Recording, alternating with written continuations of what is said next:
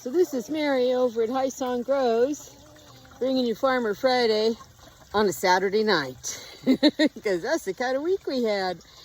Though it's been a good week. It's been a good week overall. I got several batches of lotion made, goat milk lotion. I got like 64 bars of goat milk soap made. The soap will not be ready for sale for 6 to 8 weeks. It takes that long for it to cure and harden up so that it will last a long time and make a good lather when you use it. And then we did have some incidents this week where I'm a crazy woman and forgot to chain up gates. So one day I didn't chain the boys' pen up, and Bentley and his gang got out. And it was so funny though, because Bashful, the other buck, was just hollering and hollering and hollering and yelling, and he'd look towards the house and then he would holler, and he'd look like he was looking for me and holler. And I couldn't see that Bentley and the other little boys had got out until I walked up a little bit. Hi, chickens. And so then I realized what Bashful had been hollering so much about.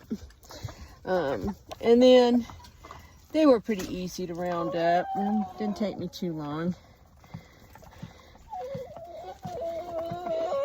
Can I see the chickens? What are you doing? No! Bad dog! Bad. Digger right now is just yanking the chicken wire right off this fence. You see what he's doing here? Yes, the wood's a little rotty and it needs worked on, but he's gone and ripped this all open, trying to shove his head in the chicken pen. No! You're bad!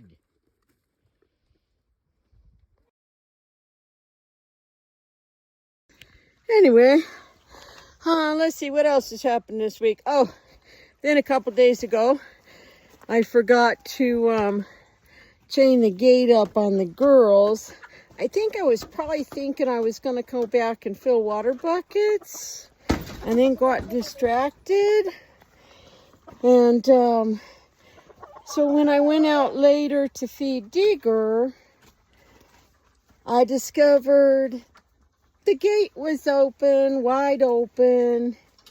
And now all the girls were back in their pen looking very innocent, like they hadn't been out, like they hadn't gone over and totally devoured and mangled a little peach tree down to bare sticks, or eaten my little rose bush down to nubs. They were all back in the pen when I got out there, and being perfectly innocent. Yeah. So, and then this morning, apparently I did the same thing. I'm very distracted this week. And I apparently didn't chain the gate up after I dropped hay. And I ended up coming out to milk, and all the girls were out all over browsing, trying to eat more of the peach tree that's not got much left, and some other things. Though it didn't take me too long to get them rounded up and get everybody milked. Of course, on the day I really need to be on top of things and getting loaded and leaving town, and the goats are out. Oh boy. Let's see what else has been going on. The tomato harvest has slowed down, which we knew it would, because we had all those weeks where we were well over 100. We were like 110 a lot of days in July and the first part of August. So that's a given, but it's cooled off a tiny bit. It was like 101 or something this afternoon, but it's cooled off a tiny bit. And now they are setting some more fruit. All right, there's the last chicken water I needed to do, and now it's time to go milk goats, and we're a little late doing that. Okay, we got the chickens taken care of, and now we're milking a little bit later than usual, but not too bad. So let's see what else has happened this week besides the boys got out, the girls got out, and everybody ate a bunch of stuff that I didn't want them to eat. Digger's been his usual pain in the butt self, tearing things up, shredding things up, trying to chase everybody. Tried to take him in the goat pen, and he's still trying to chase them. If it runs away from him, he is chasing them like crazy. Ooh, we got some flies going on here, girl. Let's take care of them. And then yesterday on Friday, I had several visitors. I'm connected back up with a lady I knew before. He's now making cool little exfoliating bags for your soap, and I'll do a video on one of those in a day or two. And so we were talking about those things, and then my friend came by and dropped off some supplies she picked up for me at the soap making shop, so I could have them right away and not have to wait a week or two to have an order come in. And then another friend was terrified that there was something wrong in her dog's mouth. It looked like a abscess inside his mouth, and she brought him to me so I could look at it and, kind of see if we could figure out what was going on, if she needed to take him to the emergency clinic or not. Which, we live in a very rural area. Our local vet does not usually take new clients. So if you haven't been in his office right now before, then you can't get in and get services. Plus, they don't make house calls or ranch calls. So the nearest vets are anywhere from an hour to 2.5 hours away from us. The emergency clinic that I know of is about 2.5 hours. So yeah. Anyway,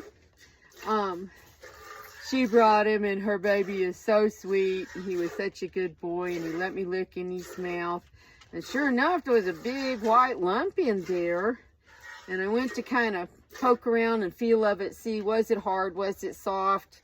Was it like an abscess that was heading up that maybe we could just get it to drain? Or what? What was going on? And it turned out it was a little piece of bone, a little round piece of bone that had a hole in it. And when he had bit down, that hole got stuck on his tooth, and he could not get it dislodged. And he went a couple of days like that, it seems like, and they didn't know what was going on. They just knew he didn't feel good. So it was a big relief that it was just a piece of bone stuck on his tooth, and it came right out as soon as I messed with it. And he looked very relieved when we got that out of his mouth. And my friend and her family were very relieved that he was okay and it wasn't anything serious. So that was a happy ending. And then today is Saturday, and today was the Prickly Pear Festival in Superior, and I usually go to that as part of their little farmers market, and it was an excellent day. I had really lots of traffic, lots of good sales. We had a great time. It was nice to meet and see some of my customers and friends that I've made down there. They're about 20 minutes away from where I live, and it was nice and was a good day down there. But it was a very long day, and I didn't get home till 4 o'clock. And usually I've already dropped hay for the goats and filled water buckets and things by then. And so that's why we're milking and stuff so late tonight. And it was really hot. When I, in Superior, it was about, I don't know, 105 or something. It was really hot. And then, you're done, Essie. And then we, got home and it was still 101 when I got here in the driveway, so I kind of just sat down and cooled off and drank some Powerade. Well, yeah, it was rude, girl. Yeah, there's nothing over there. Whoops. What are you doing, Esmeralda? Did somebody drop something over there? I might have dropped a few hay pellets last night. You ready to go back? I still got to milk Bambi, and those boys are hollering for their snacks. Can you hear the little sprinkles? Oh, maybe not over all that noise that Bentley's making over there. But it's sprinkling, but the sun is shining. Does that happen where you live? Alrighty. We got Bambi, put Esmeralda up. Let's see. So yesterday, besides visitors and making lotion and getting ready for the Prickly Pear Festival, I got a bunch of soap labeled up and packaged that was ready to go. And I went to bed really late and got up really early. So it's been a very long day. So I haven't unloaded the car yet, and I think I will wait until in the morning. It'll be a little bit cooler, I think. And I'm just too tired. I think we're gonna milk goats and take care of milk and milk things, feed the dog, and maybe just kind of take a little rest. Sounds like a plan to me. So anyway, we'll catch y'all next week.